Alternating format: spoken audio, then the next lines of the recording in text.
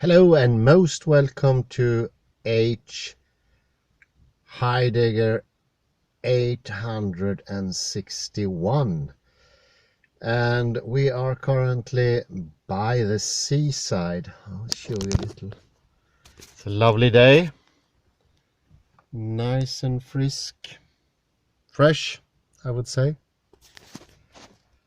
Sunny. Very inspiring day, I'd say. Just had a checkup on my dentist. See how it goes. Fingers crossed. I will today talk about the book by John Gribbins and David F. Peat, Turbulent Mirror. Isn't that interesting? We have now 3 mirror books. We have Richard Rorty, we had Rodolphe Gachet a lot, and now we have David F. Peat and John Gribbins' Turbulent Mirror. Turbulent Mirror is the new science of chaos theory, fractals, and the Mandelbrot set. All these things are amazingly interesting. Sorry, I'm gonna have to put glasses on here. The light is way too shiny. Sorry about my anonymity. Well, I think you've seen my face quite enough before. But especially fractals caught my interest because there is a fractality in the mirror. The mirror is fractal, the mirror image is fractal, and the one, whatever that is, looking into the mirror is also fractality. The odd thing,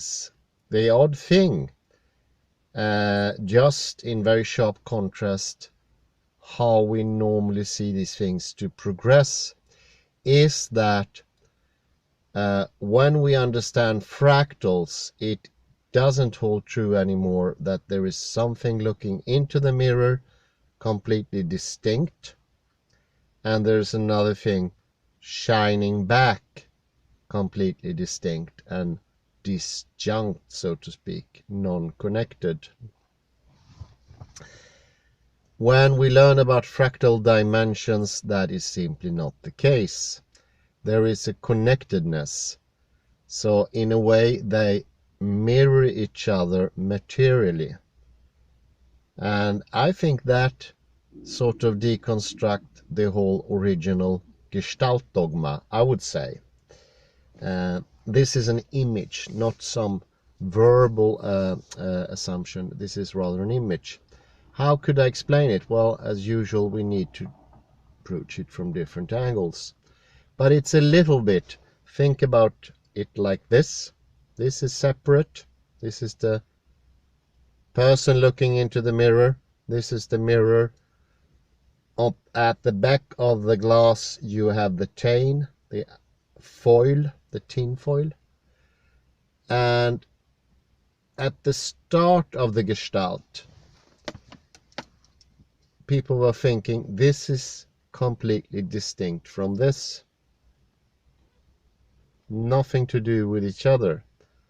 This is also the reason you can start to think, for instance, this has self-identity, because this is just a transmitter, so to speak, transmitting what is perfect here, transmitting it imperfectly in this Gestalt,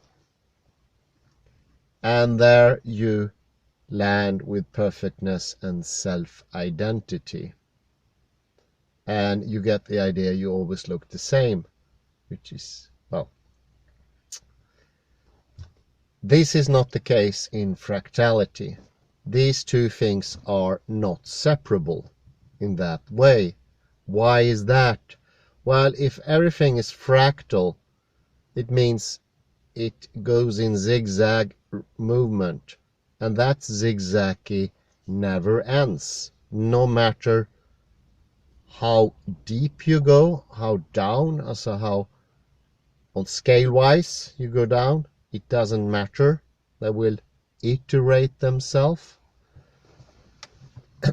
It also is the same lengthwise, depthwise, and widthwise. They will repeat themselves.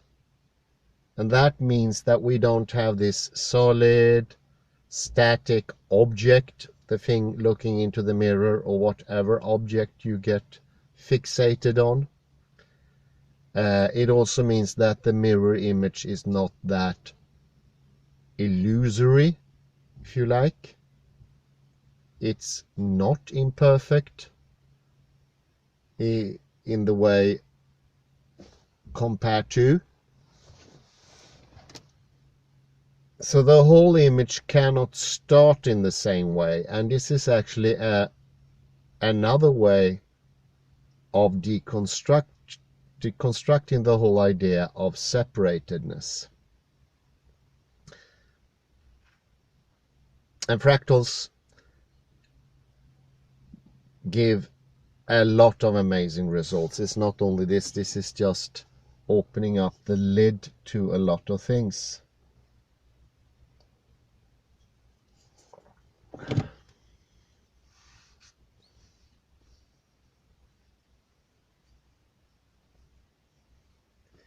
This is opening up the mirror in a quite marvelous way.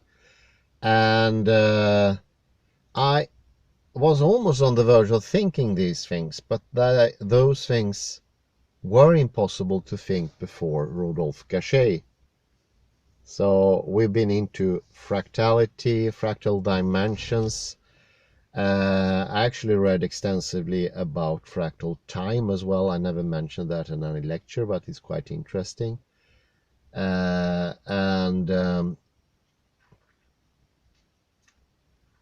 That there is a dimension between 1 and 2. Could also be dimensions below 1. Well, let me just give you a short recap. It was some while ago, and it's well worth understanding this deeper. Fractals do have a significant point in many subjects. I saw fractality turning up in literary theory, for instance. That was one thing. But there were also other areas where this sort of entered. And of course, the whole of Principia is undermined here, so to speak. It's being deconstructed by itself, because the very principles, the ideas that upholds the idea of absolute space and all that, are also fractal. So the fractality is so complicated. Yeah, this is a good way of putting it. It's so complex, it's so deep, it's so iterative, it's so one at the same time as it's a multitude, because the fractality is what's matter, not the idea of different objects. It's the totality of fractality, and they sort of add on rather than being separated and counted. So the former idea, you have 10 different objects, you get a generalized idea and you say I have 10 sheep or something like that. In the fractality, all the different shapes add on fractally to become something of a composite. But oddly enough, in this composite, all the individual shapes are there, and the general shape or the general idea is there. And general idea is very close to thinking, whereas the objects are what we usually say material or out there. So all of a sudden we get a connection here, and that is extremely interesting. The thing that's looking into the thing is also fractal. They're both fractal.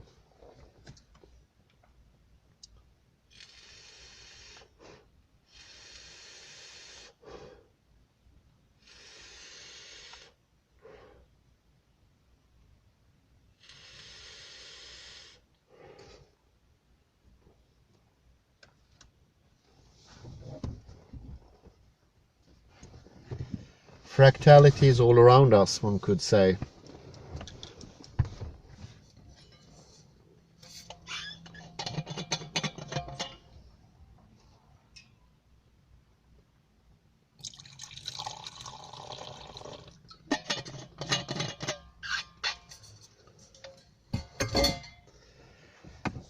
And this also leads to a whole different concept in the idea of deconstruction. And I always had a disagreement with those people saying deconstruction. They were not really saying, but they had a general sense. Deconstruction, it sounded like taking apart. And I think that's the general perception among those people who are familiar with the concept. One thing is in cooking, in the nouveau cuisine, I don't know how it's pronounced, you have deconstructed plates.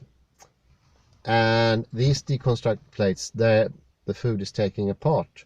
So if it was a ratatouille, all the parts of the ratatouille would be separated on the plate, cooked separately, but still presenting a conglomerate. This, I can now say it's not the case. I had a sense before. I did have a sense. I have studied Derrida for ages. But I had a sense that didn't hold true, but I didn't have anything to say. Now I have like 10 different things to say from all different perspectives. I don't have to be quiet anymore. Well, I could be quiet and that'd be fine as well. That wouldn't bother me. But you see here, deconstruction adds all the different feature of individual particular things. Whether it's the text, whether it's a plate, whether it's a dish, whether it's a ratatouille or boeuf bourguignon, it doesn't matter, anything is disappearing and you have one sum of the whole thing. There's another expression in Swedish, that the spices and the flavors of the dish in the boeuf bourguignon sort of marries, gifter sig. Depending how you think about it, you come from Newtonian side, you think you just end up with one flavor. Although might be complex and interesting, that would be horrible. I always thought that is absolutely horrible. So there will be one boeuf bourguignon taste, and I think the great majority of people think that is the case. And the only way out of that thinking is fractality. Well, the mirror, of course. There is even a vape juice called like boeuf bourguignon. Like you could do vape juice. Vape juice are the juice for these things. That is boeuf bourguignon, and no needing to have the meat or anything like that. Is absolutely untrue. So you can have all the complexity, you don't lose any complexity, and the universal, the concept, is still there. And it also has this, everything you want from a concept, or a definition, or a proposition, whatever that is. Well, you still keep the different details. And that is how fractality is working. A second viewpoint on this is, but just think about it. Think about the coastline we have around us here. If you look at it at smaller and smaller distances, it becomes infinite.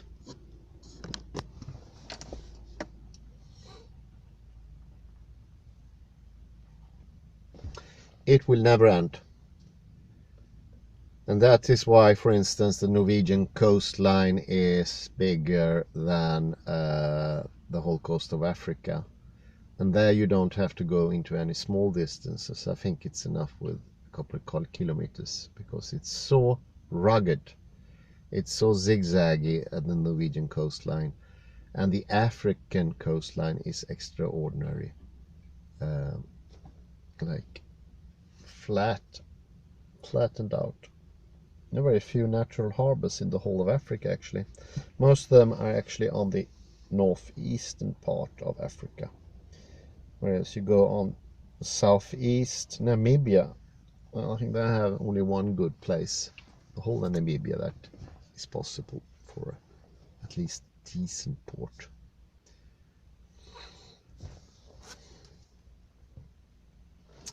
This very complexity. What is mind? Isn't mind just, I shouldn't say just. Mind is complexity. And now all of a sudden when we understand fractals, we understand that complexity exists out there too. You see how now the distance is becoming less. If something is extraordinarily complex, work at different levels, it iterates itself on width, breadth, depth, you name it.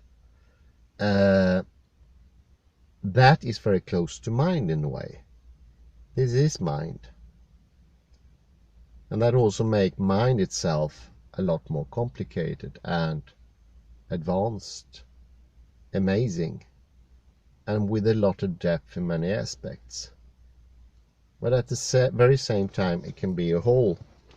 Doesn't have to be any contradiction in between there. And there you see also why contradictions are so important to understand more thoroughly.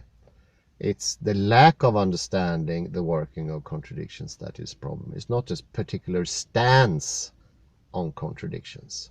It's not that you have an ideology of contradiction. You simply don't know. Once you know, there's no problem. And everyone can open up to this knowledge. Well, of course, there'll be someone who says, I completely refuse. But I seriously doubt that not most of people interested in these things would accept it, because that's simply how it is. It's not. And I think that's a bit stronger than having an opinion. It's always better to show people than to try to convince them. Convincing is the starting point.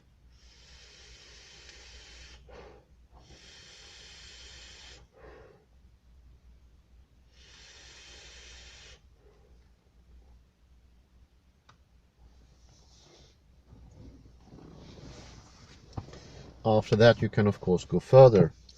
You don't have to stop there. I have to take my goggles off here to read.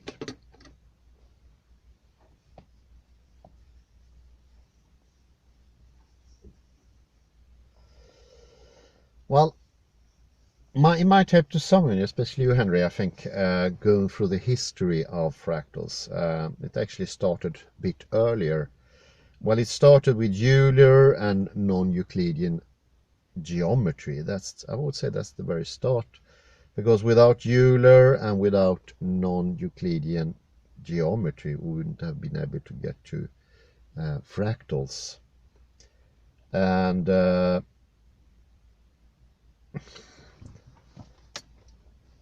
Weierstrass is also very important. He was the one that constructed the first differentiable function in 1872. And he actually has a graph that is a fractal.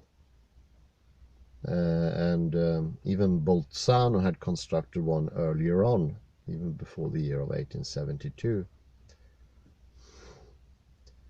Cantor sets and Koch curves became later fractals. So it's been out there, and of course fractals has always been around. But it is interesting, it takes such a long time before we understand the fractal nature of reality. That is it's in itself interesting. What is stopping this knowledge? And my guess would be this Western idea of an all-encompassing knowledge and excluding knowledge.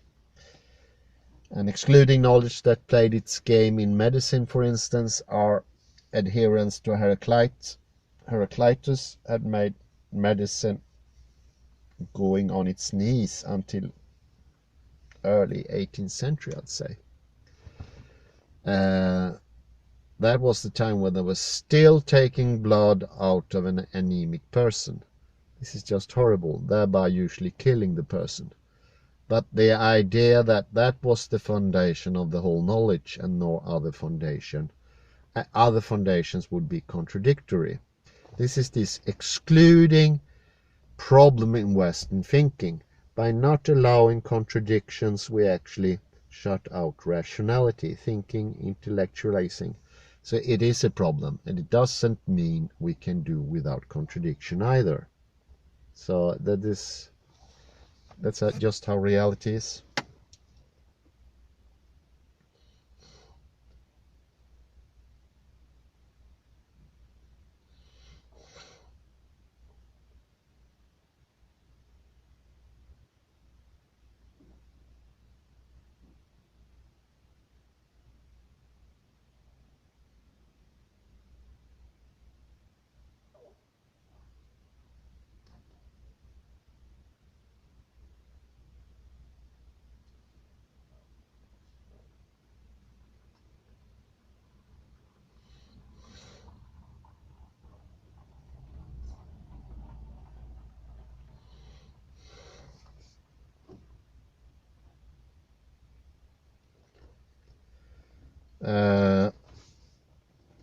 There is also this repetitious nature. It's called iteration because it's not identical repetitions. And here comes also the problem of iteration, I would say. It's very interesting. And of course it was a grand discussion within Derrida as well, where he said that, example for in Ferdinand Saussure, his idea of repetition of a word makes it, being different to other words, establish itself because of this repetitive nature of it. And this is something that Derrida tried to go in and heal, and therefore he has a special take on iteration. And also, oddly enough, many years ago I thought about this, and now it's coming back, and it's ages ago. I even remember a big discussion we had about iteration and repetition. We'll get back to that some other day, but it is very interesting. With iteration you have multi-layered. You can go up layers, and the layers doesn't shut each other out. What do I mean by that? Well, I mean, in reductionism there is a sense, this is a sense, that's not a spoken thing, but there are levels, there are atoms at the bottom, then you have molecules, and they have more complicated structures, and you go up. What you have in the top is the most real, and all the other things are founding that, and they disappear. Like the Matryoshka, yeah, this Russian doll, where only the outside counts, and there is no interaction between the different levels. So that's a gestalt. That's nothing, nobody said this is supposed to be that way. And to get out of a gestalt, we need another gestalt. We need the Matryoshka, of course. I'm really thankful for that one. We couldn't have done without it. It is, well, it's quite amazing. It's quite amazing.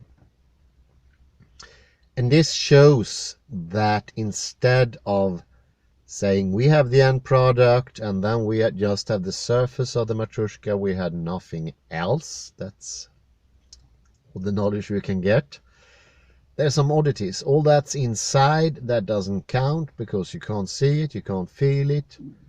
And your knowingness that it is in there is just a hint how to open it next time, but it's not part of knowledge.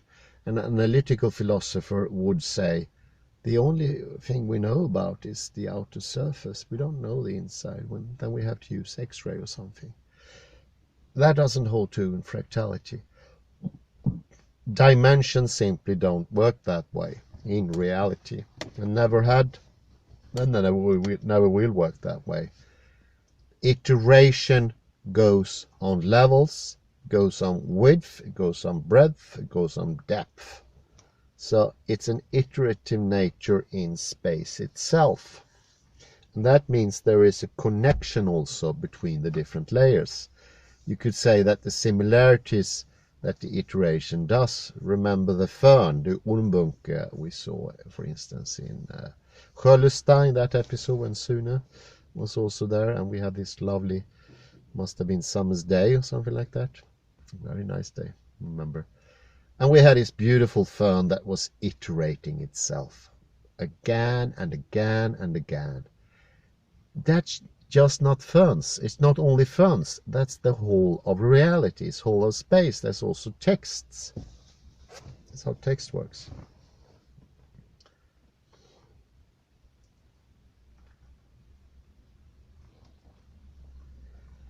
And you have this iterative creation of life at multiple scales of existence.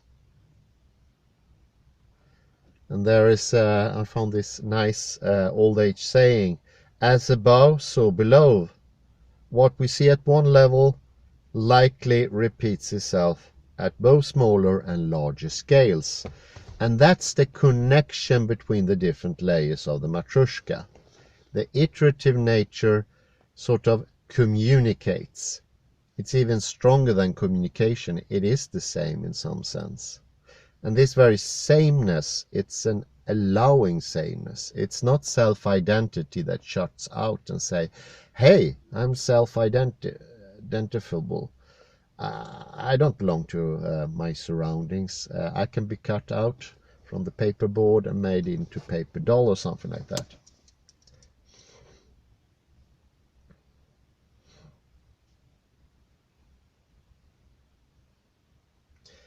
So when we zoom in, as you say, like magnifying something, and you go to micro scale, we see the same pattern emerging, only considerable less complex.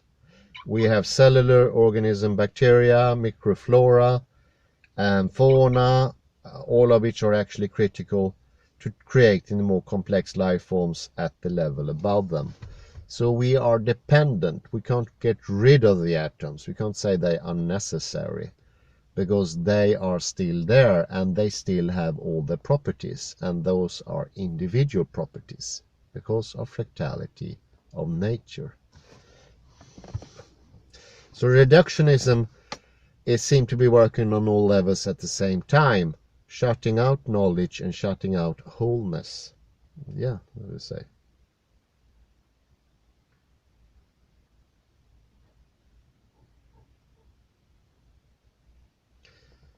You can actually make an hypothesis on this. Based on a fractal structure, one could say that patterns of nature seem to suggest that the same thing would repeat itself again at a level zoomed out, above which human exists at. You can think that the whole world is sort of this conglomerate, which doesn't shut any individuality out at the same time, but also is a larger whole, a bigger concept. This bigger concept could be the Great Spirit or something. It could be the Atman, it could be the Brahman, it could also be God. And this is, I can't think another way people thought about this earlier. I see so many hints in literature that this is how people perceived a God before, not in the idea of a self-identity, being, existence somewhere out there, separate from this and not part of it somehow, in this reductive sense of feeling shut out, in the term of being distanced to the whole thing and not have this interactive thing. This must have been how people used to perceive of God, and still some people where this tendency of the existence dogma or the Gestalt dogma hasn't progressed so far. And this is similar to the difference between our cells and our cellular construct. We're also made up of smaller parts, fractal as well. The cells. And I would say this could be the idea of tree of life when referring to this higher concept being. And this is a fractal branching structure to use that to show that there are different levels of existence. And actually, I found this nice quote from another article. It's John 15:5. I am the vine, I should say, you are the branches. There you go. That's a whole different take. And under this model, the universe itself will be a larger living system being. We are merely, I wouldn't say merely, but we are the small creatures that live within that system, like the creatures that exist within our own bodies. Cells is actually in some senses creatures. So we can say that God is within us, but is also without us, outside of us. And God could be a very apt way of speaking about this thing. And here's actually saying from Jesus himself, this is my body, this is my blood. And this is what he used when he's referring to giving food. We can seem to live and survive. And this could be a metaphor, it could be an iterative metaphor that iterates itself to all different levels. And that God is a larger being that we are part of, but also exist within us. And this is the analogy is with the food we're eating gives us energy and life force that is our being, a larger being. We are larger than the food. Another thing is from John, or Yanni, should be called in Greek. 8:23. Then he told them, you are from below, I am from above. I think that fits the picture quite well. And I do like this tree idea. The furnace might be even better, because there you can clearly see the iteration going on with your naked eyes. You don't need a magnifying glass, but of course the same thing is going on in an ordinary tree. But isn't this quite amazing? Start out with a mirror, you start to deconstruct, and what you do is actually reconstruct at the same time. You're making whole that the idea of self-identity has taken away as a whole. You're making things intimate that been separated by other ideas and other gestalts that you actually see. Both knowledge and misunderstanding has to come from reality at the bottom. It has to be out there. Otherwise, they would not have an effect. But that does not mean knowledge is available. It can be sort of cured. Knowledge can be transferred. New knowledge can actually help us heal. And I think that is maybe the most amazing take on this. Okay, I say thank you very much. It was a pleasure as always. Have a very good time, and do enjoy the sun if you have sunshine where you are. I hope you do. Bye bye.